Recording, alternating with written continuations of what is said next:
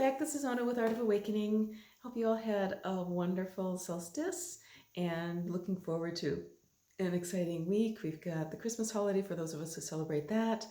We've got also the day after that, um, a new moon in Capricorn, as well as an annular solar eclipse, which is where the moon it's a little bit further away from the earth than usual, so there should be a visible ring of fire around that moon that'll be visible in parts of Asia, but that energies of that are going to affect all of us. So super exciting time, and it's a really good time to think about our resolutions for this coming year, the coming decade. Capricorn is all about, being responsible, getting things done. So just a few things to think about, a few things I was guided to offer to support whatever resolutions or commitments that you're, looking at or considering making for this time coming up ahead. Okay, so because when this commitment, this idea of making a commitment, that's really going all in with something, right? So if that's something that you're really drawn to do, if you're feeling like it's just time, this is going to be my year, I'm gonna, whatever it is, whether it's your career, whether it's your spirituality, whether it's your family relationships, your weight, whatever, right? The energies are really good for supporting actually going all in with it, making a real commitment, right? Rather than just being interested in something or saying that you're going to do it, actually doing it. So if that's something that is in the cards for you, one thing that I'm being told that is going to be really, really important for those of us who are really wanting to step forward with something and be very serious about it is a spiritual protection. Okay, because every time we step up and make a commitment, we're going to be tested, right? That's what's part of what we're here for on Earth, is to kind of pass these tests and get up to the next level, right? And kind of thinking of it as a game like that makes it a little bit easier, right? Because we know we're going to be tested, and it's like, okay, it makes it feel a little bit less like we're being persecuted, and more like, okay, this is a test and I'm ready for it. So spiritual protection is a big one. So whatever practice that you want to do, but I really suggest that making it a daily practice to do some sort of spiritual protection. There are lots and lots of meditations for that on YouTube. The sphere kind of meditations or meditative practices can be very powerful. Even just imagining the bubble of light around you is helpful. There's kind of the platinum lights sort of meditations can be extremely, extremely powerful. Thinking of the platinum kind of 5D lights, especially connecting with the earth and the sun. There's a real nice 5-minute one that I'll link to below if you want a quick one that you can do every day.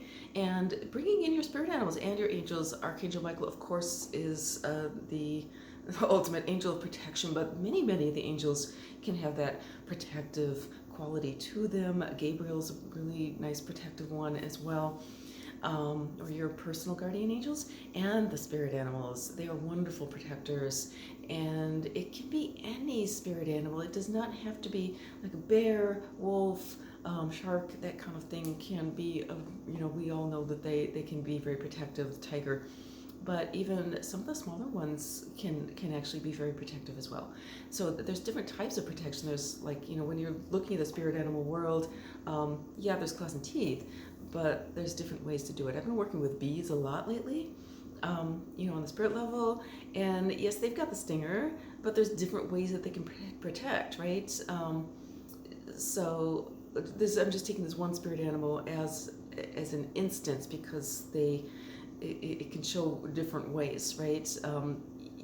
They have the more aggressive kind of protection, but another way that they protect their queen is to surround her when they're swarming, and she has to leave the hive. Usually it's like once a year, in a wild situation, wild hive. The old queen will leave. She'll bring the majority of her bees with her and find a new place and leave behind a young queen to continue with that old hive, right? So when she's out, this is a really vulnerable time for her, and the bees all just surround her in this big kind of ball of bees, while they wait for scout bees to find another place. So another way that they can protect you, any spirit animal, might be to simply surround you and just be there, being physical protection. If you think about the buffalo surrounding their young, right? So that is a sort of protection. If maybe you have a spirit animal that, I'm thinking woolly mammoth or something, like consider just sort of like having that fur around you. Maybe something like a chameleon, there's a protective quality to being able to kind of shapeshift, right? Fox is another shapeshifter. Lots of different ways.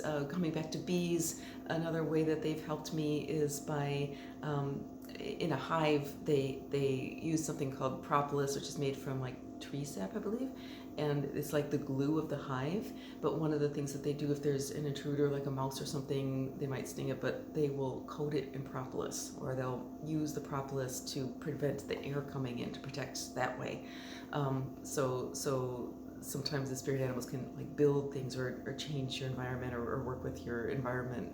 What the bees have done for me is, if it's like a negative energy or something, that they'll just kind of coat it in that propolis. So a lot of different ways you can work with your spirit animals, and this is something that they really excel at, is helping with that spiritual protection. If you got a dragon or something, really ask for them to come and be with you and help you with that protection, because it is effective. And remember that as we make the commitment, again, we're going to have things come up to us that are going to challenge that. And sometimes also, as we make the commitment, we're going to have to make decisions that are not going to be popular with people. Okay, so we may have to, be in this position of disappointing people, of maybe even taking them off. And of course, we want to do it as kindly, as lovingly as possible, for sure. But we do need to really stick with what's important to us, and recognize and understand that it may involve disappointing other people. And depending on where those people are in their own spiritual evolution, some of them may respond with some very negative darts or daggers. So that protection is very, very important for anybody who's looking to, make that commitment of whatever it is that you need to do. Even if it's just losing weight, you may have to, change your diet, which can affect a lot, and it can affect other people around you. As we all know, sometimes people like to, offer us food, and they'll get hurt feelings or something if we don't eat what they offer, and so that protection is really important. Also, keep in mind that it's not just, even if you're not pissing somebody off, we're all so connected right now. And as we move forward into 2020, this is going to happen more and more. The interconnections are going to be more and more felt and more intense. Okay, so we're all in community, and probably some of us in multiple communities, and we're in relationship with everybody else around us. Well, sometimes the choices that the people that we're in relationship to, in stepping forward in their own commitments, are going to get people pissed off at us, and through nothing that we even did. And I'm going to give you an example. My daughter has a friend, and that friend is going to move in with my daughter, away from home and away from a very controlling kind of parent. And my daughter came to me, had a dream that this parent of the friend actually shot at her, right, and near the heart. And it's like, well, think about that, putting up your protection, because those emotions of the parent that's upset at losing the daughter, right, even though, kids leave home, but when there's something relationship like that, it can come at you even though you didn't do anything, right? Just because that's the way people are. So spiritual protection, and this is just, just like you lock your car at night, or whatever it is, that you don't go into dark alleys at night, or however it is, that you think of it as just a precaution. It doesn't mean that we have to be paranoid about things, but being kind of guided to tell you that spiritual protection is going to be more and more and more important as we move forward in these next few years. All right, so spiritual protection is one. Self-love is another one. As we go into our committed practice, the self-love is huge. So whatever heart coherence work that you can do, I'd say I really recommend making that a daily practice, working with the heart, working with opening the heart chakra. And I think that protection comes, put that in place and then work with the heart, okay? Or work with them jointly, because when we start opening up our heart, it's if we don't have the protection in place, it really makes us kind of vulnerable to energy vampires. We don't want that at all. So working with the self-love goes hand in hand with the protection and the boundaries, but both of them are going to really support your commitment going forward and whatever it is that you are wanting to do. And finally, the D word. D word everybody loves is discipline. And as we all know, commitment does require discipline. A lot of us, it's pretty common to have a kind of negative view of discipline because we equate it with criticism. And criticism is not the kind of discipline that I'm talking about. So any kind of self-critical voice or something, you hear that, like that's another time to bring up that spiritual protection, right? Because we all have that. So self-criticism is something that we really want to step out of. I was a La Leche League leader for many, many years, and I really love the La Leche League definition of discipline, which is loving guidance, okay? So is working with that, considering, the loving guidance. Think of a really loving mother or father who sees the child, it sees all the potential in the child, but you also see where the child is not behaving in a way that is going to be in its or anybody's best interest, right? So a lot of discipline is being able to step back and step back away out of the ego space and really look objectively at your own self, and objectively, first of all, be aware of where you're shining, right? So part of discipline is the encouragement, self-encouragement, and again, the self-love is all connected with that. And then the other part is being able to objectively see, well, where is it that that I'm falling down? Where is it that I'm not actually living up to this commitment? When you find yourself in those places where, I'm not getting the results I want, I'm not living up to this commitment, what's going on? Just ask yourself, where am I not being in integrity, right? Or where do I need to bring in, where do I need to tell myself the truth, right? Where do I need to speak truth to others?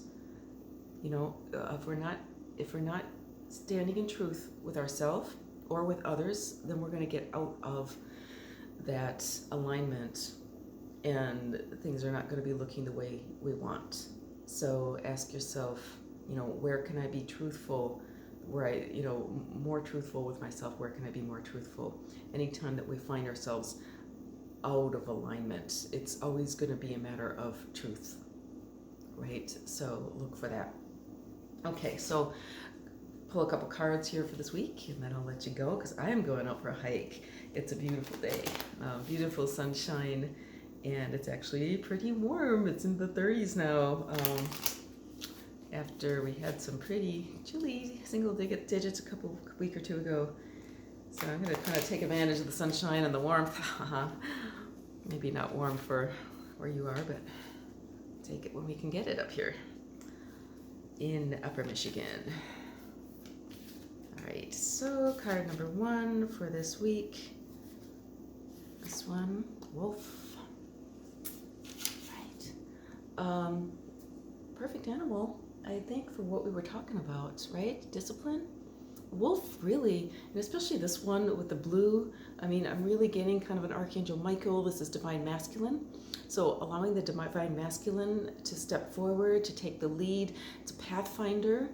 Okay, so really looking at um, your path ahead, looking at those goals. Any kind of predator spirit animal is going to have that focus. So focus, focus, focus. That's actually my word for this coming year is focus. And when we're talking about making commitments and stepping into our truth and stepping into our purpose, focus is big, because without that constant bringing back into what's important, is what I'm doing aligned with that, then everything tends to fall apart again.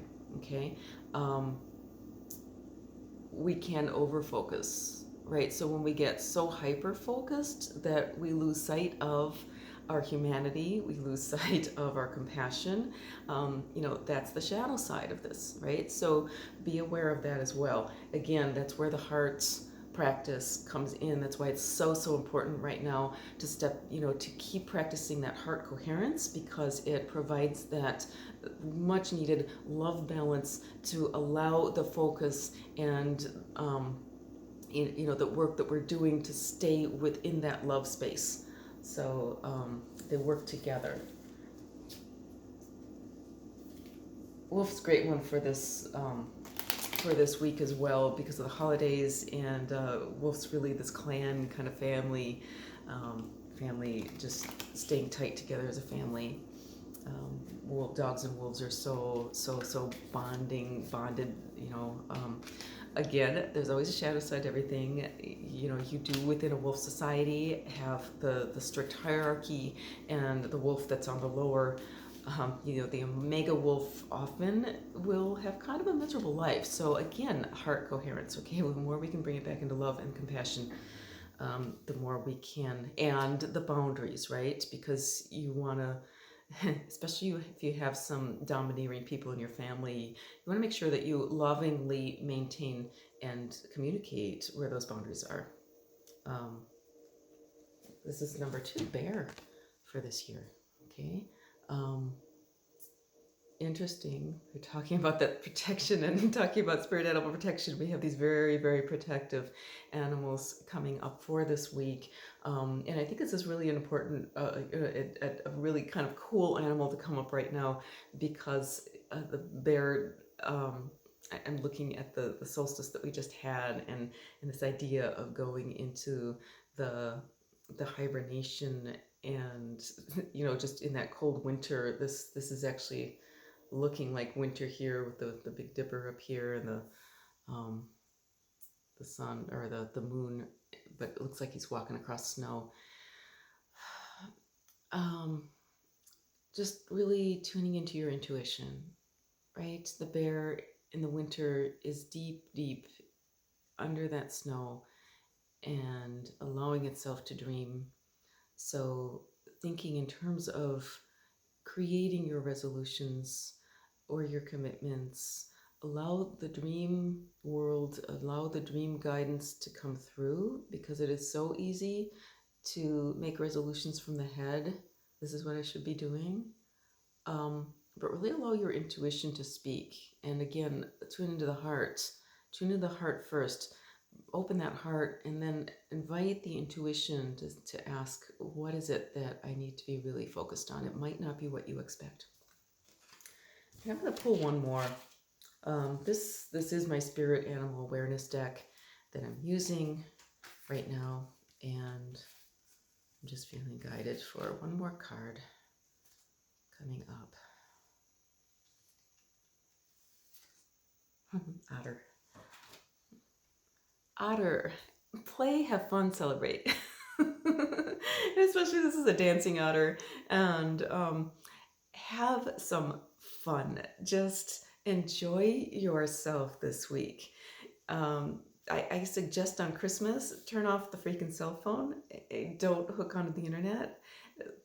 Put all work whether it's Christmas or whatever holiday you celebrate, even if you already celebrate, if the solstice was your main holiday, whatever, like choose a rest and recuperation day and just play, unplug, completely unplug, play, dance, move your body, get outside, just have fun.